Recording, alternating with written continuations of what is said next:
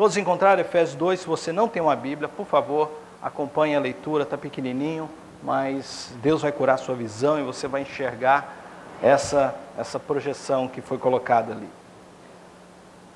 Portanto, vocês já não são estrangeiros, nem forasteiros, mas concidadãos dos santos e membros da família de Deus.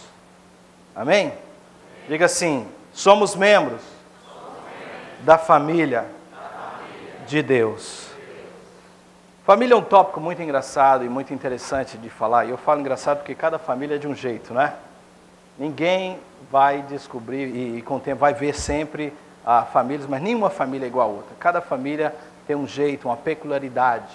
Eu me recordo da minha família quando preparava essa mensagem. Eu cresci num lar com 3 outros irmãos. Então éramos 4, 2 homens, 2 mulheres. E na minha casa tinha certas leis em relação às coisas, né? Coitado do mais novo, né? Tudo do mais velho passava para o mais novo. A sua casa era assim, né? Então, quem era o mais velho sempre se beneficiava com as coisas boas, novas.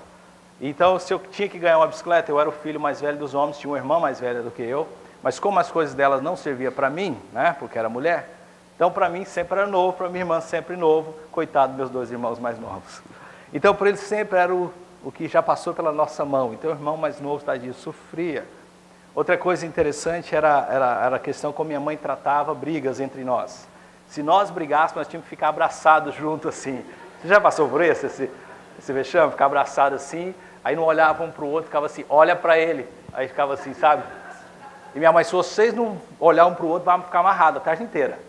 E nós tínhamos que lidar com aquela situação, porque minha mãe falou, não tem esse negócio de não falar com o seu irmão, com a sua irmã, não. Então era muito engraçado. E além das surras, né? Um aprontava e todos apanhavam. A sua casa era assim? Gente, família, cada uma, por isso que eu falei, é de um jeito, mas lá em casa os tratamentos, minha mãe tinha um apelido muito interessante, Laci Van Damme. Então você já imagina, né?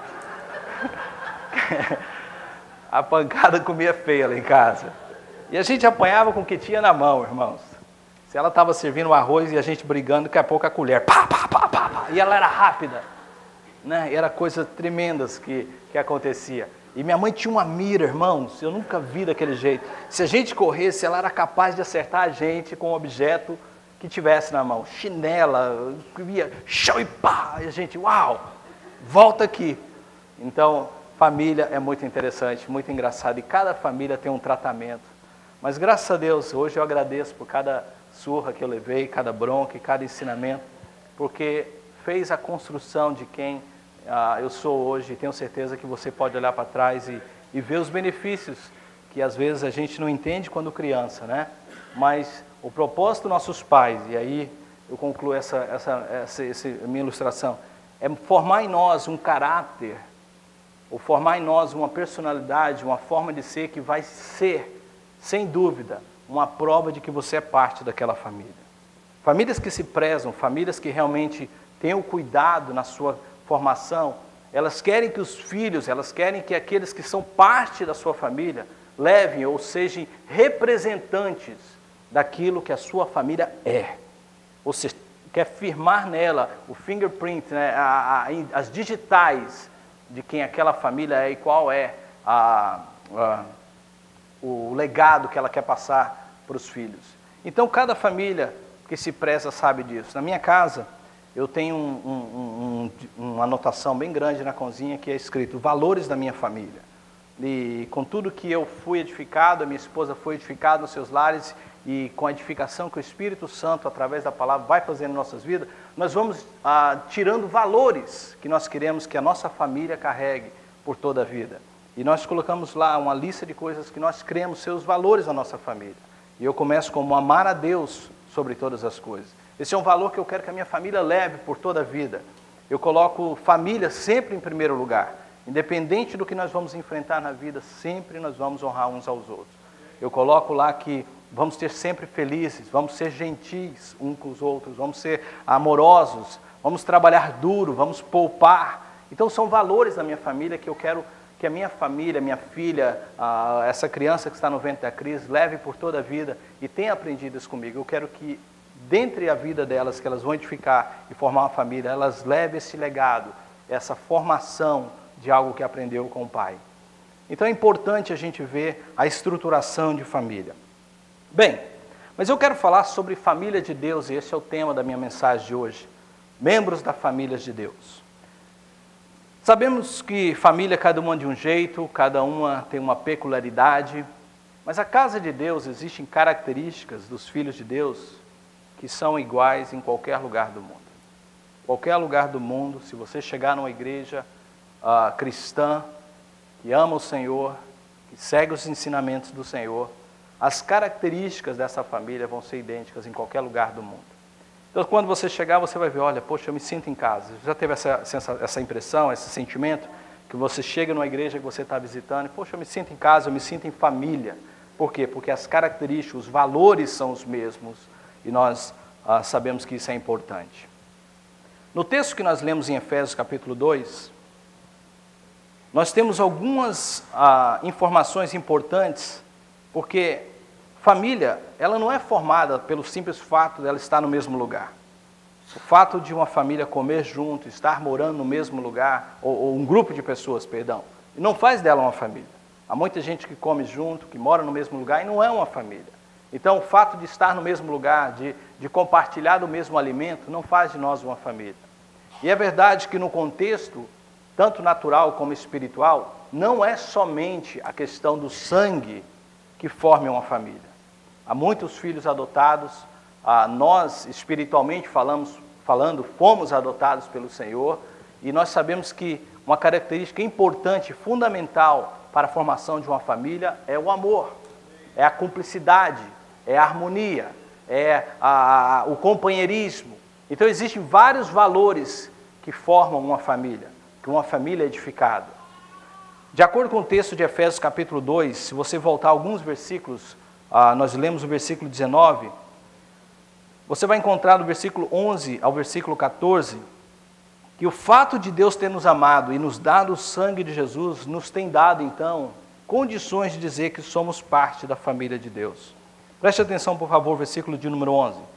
Portanto, lembre-se de que de anteriormente vocês eram gentis por nascimento e chamados incircuncisos, pelo que se chamam circuncisos, feitos no corpo por mãos humanas, e que naquela época vocês estavam sem Cristo, separados da comunhão de Israel, sendo estrangeiros quanto às alianças da promessa, sem esperança e sem Deus no mundo.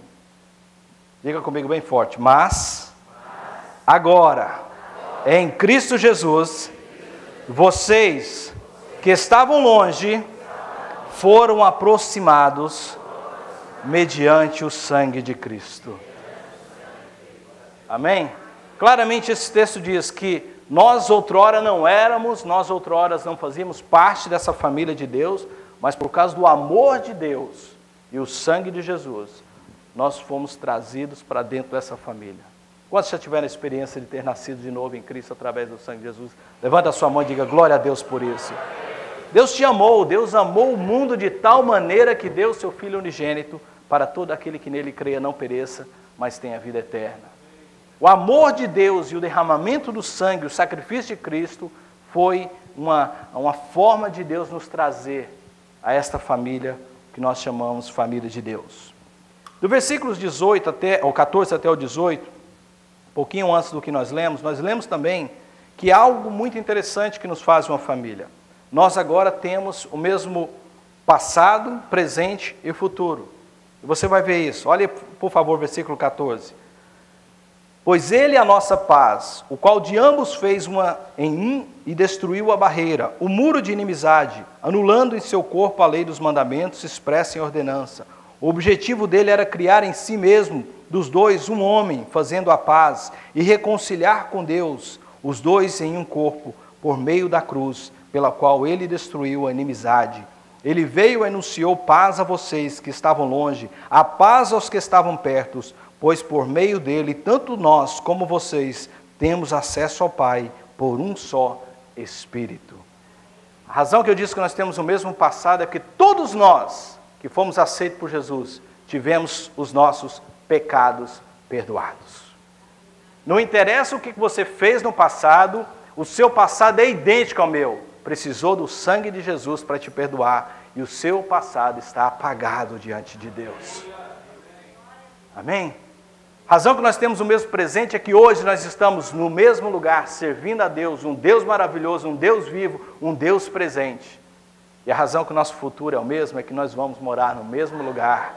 A casa do meu pai há muitas moradas, se não fosse assim não vos teria dito, disse o Senhor Jesus. Então nós temos o mesmo passado, presente e futuro, nós somos sem dúvida similares em muitas coisas, graças ao sangue do Senhor Jesus. Família é algo maravilhoso, família é um projeto de Deus. Quando Deus abençoou o homem no jardim do Éden e disse, crescer e multiplicai, né? Tem gente que acha que precisa fazer isso sozinho, né? Mas tem gente que vai te ajudar, não precisa ter 10, 20, 30 filhos, né? Pessoas vão te ajudar a povoar a terra. Mas o plano de Deus é que a gente... Engraçado, isso era para você rir, você não riu, né? O plano de Deus é que a gente tenha família, que nós venhamos a formar famílias e crescer a nossa família. É claro